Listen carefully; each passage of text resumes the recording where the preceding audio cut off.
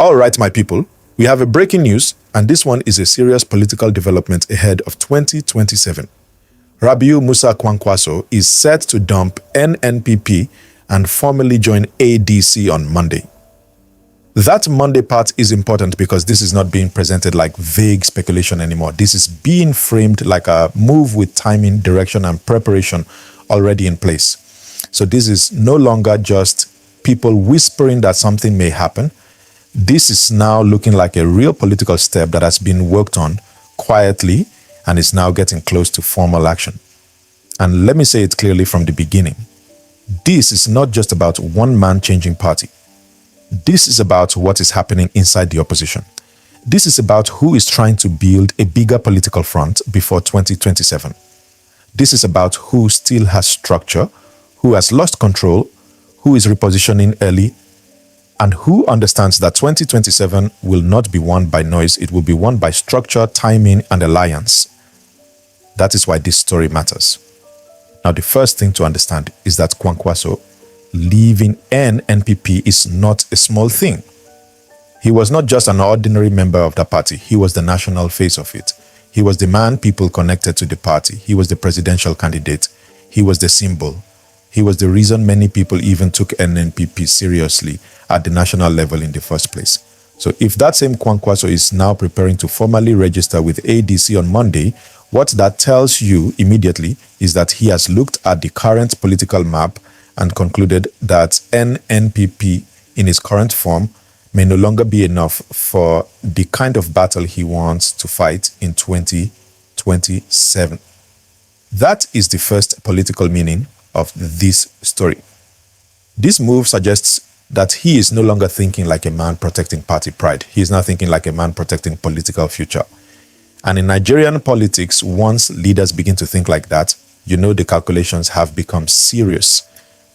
Before we go into the full details, please make sure you like this video and subscribe so you don't miss any of our premium updates here on the channel. Also, please stay with me till the end of this video because we'll be exposing a lot of hidden secrets that most mainstream media won't put in public. Now, back to the news. Now, I want you to look at how this story is being presented.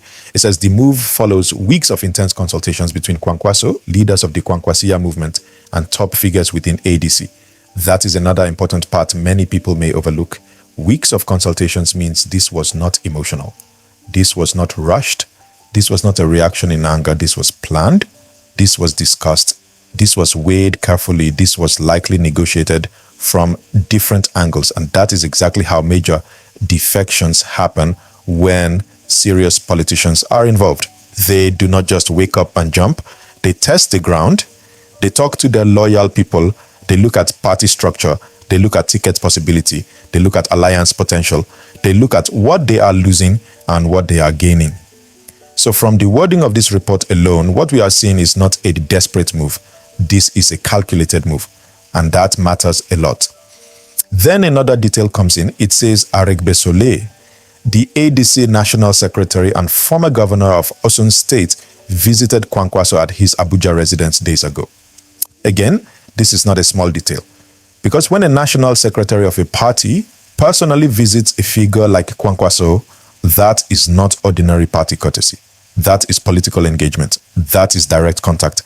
That is serious outreach. And in a period like this, ahead of 2027, such a visit must be seen as part of larger opposition realignment. It means ADC is not sitting down waiting for events to happen on their own. It means ADC is actively talking to major political figures. It means the party is trying to position itself as a serious platform for a broader coalition. And that is where this story becomes bigger than Kwankwaso, because this is not just about his personal movement. It is about ADC trying to become the platform where different opposition energies can meet. Now, another important part of the report says Kwankwaso has in recent weeks held a series of high-level meetings with key opposition stakeholders as part of efforts to build a broader coalition capable of challenging APC. That line is the heart of the matter. That is the analysis. That is the politics. Because once you read that carefully, you understand that this move is not being framed as personal survival alone. It is being framed as part of a wider opposition strategy. And that means one thing. The opposition knows that if it remains fragmented, 2027 may go the same way 2023 went. That lesson is hanging over all of them now. A divided opposition helps the ruling party. A scattered opposition wastes votes. A divided opposition makes noise but does not convert that noise into power. So this move by Kwankwaso must be read inside that reality. Now look at the names also mentioned in the story: Peter Obi, Seyi Makinde, Seriake Dixon, Ralph Aregbesola. These are not random names. These are political actors from different regions, different traditions, different party histories, and different support bases. So when Kwankwaso is engaging people like this, it tells you he is not thinking locally. He is thinking nationally. He is not just trying to solve a Kano problem. He is trying to place himself inside a national coalition conversation. And that changes how we should read the whole story. Because if this were only about his rift with Kano Governor Abba Yusuf, then this would just be a Kano crisis story. But it is not. This is now a coalition story. This is now an opposition strategy story. This is now a 2027 alignment story. And that is why Monday matters. Because Monday, according to this report, is expected to mark the formal registration that would confirm his exit from NNPP and entry into ADC. That formal registration is not just administrative, it is symbolic. It would mean he has crossed from speculation into commitment. It would mean he is no longer testing waters from the shore. He has entered the river.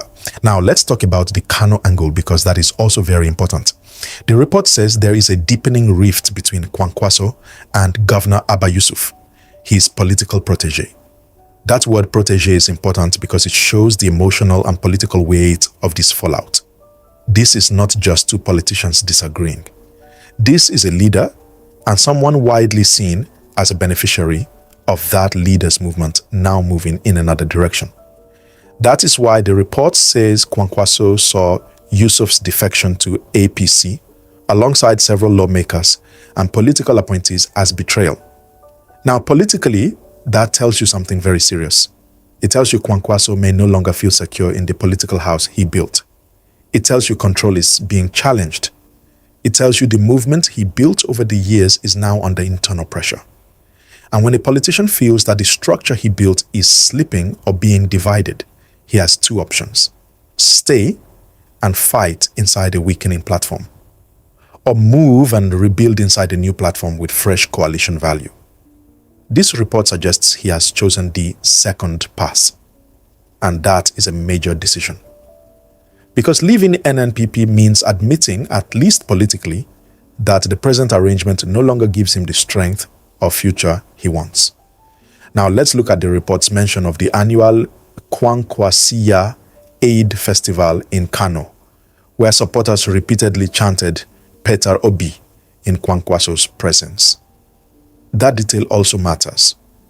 Not because it automatically proves an Obi Kwankwaso ticket. No, that would be jumping too far. But politically, it shows something very important. It shows the base is already thinking coalition.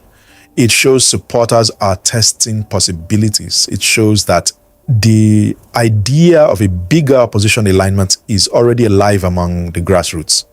And once grassroots begin to publicly connect two major opposition figures like that, it means the conversation is no longer only among elites in private rooms. It is now entering public political imagination. That matters. Because alliances in Nigeria do not survive on elite agreements alone. They need emotional acceptance from supporters. And moments like that, chanting in Kano, tell you that some supporters are already mentally preparing for broader opposition cooperation. Now, let me also address something important. This commentary is not saying the coalition has succeeded. No, that would be too early. And that is exactly why this analysis must remain political, not storytelling. Because the real issue here is not whether people visited each other or who ate salah meat where. The real issue is this: can opposition figures who all have ambition actually submit to one structure? That is the question. Because this is where Nigerian opposition politics usually enters trouble. Everybody agrees in theory that unity is important. But once you reach the point of ticket, hierarchy, and control, that is where the real fight begins. Kwankwaso has presidential history. Peter Obi has presidential momentum. Makinde has influence and calculations of his own.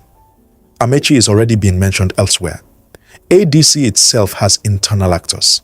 So even if Kwankwaso joins ADC on Monday, that does not mean the opposition problem is solved. It only means the opposition chessboard has changed, and that is the correct political reading. Not fantasy, not exaggeration, just the truth. This move strengthens coalition talk. It does not complete coalition success. Another thing this story tells you is that Nigerian politics has fully entered early 2027 survival mode. That is what is happening. Figures are choosing platforms not just based on ideology, but on viability. Not just on sentiment, but on structure. Not just on emotion, but on what gives them the best chance to stay relevant and powerful in the next cycle. That is why this move should not be read as ordinary defection. It should be read as strategic migration. And in Nigeria, strategic migration usually happens when a politician sees either danger behind him or opportunity ahead of him. Sometimes both. Here, it looks like both. Danger in the NNPP Kano situation, opportunity in ADC coalition talks. That combination makes defection easier. Now, another point that should not be missed is that Monday's expected formal registration will also mark a psychological blow to NNPP. Because whether people like it or not, once Kwankwaso leaves, NNPP loses more than a politician. It loses identity, it loses national recall, it loses political weight. Because in Nigeria, some parties are built around structure, others are built around personality. NNPP, in the mind of many Nigerians, became closely tied to Kwankwaso's identity. So if he exits, the question naturally becomes, what remains of NNPP at the national level? That is a real question. And that is why his exit is not just addition to ADC. It is subtraction from NNPP. And in politics, those two things matter at the same time. Now let's face the bigger truth here. This move also puts pressure on other opposition figures. Because if Kwankwaso is taking this step now, others will have to decide whether they are serious about coalition or still interested in isolated ambition. This is where the pressure grows. It becomes harder to remain vague. It becomes harder to remain neutral. It becomes harder to say, we are consulting forever. At some point, everybody must show hand.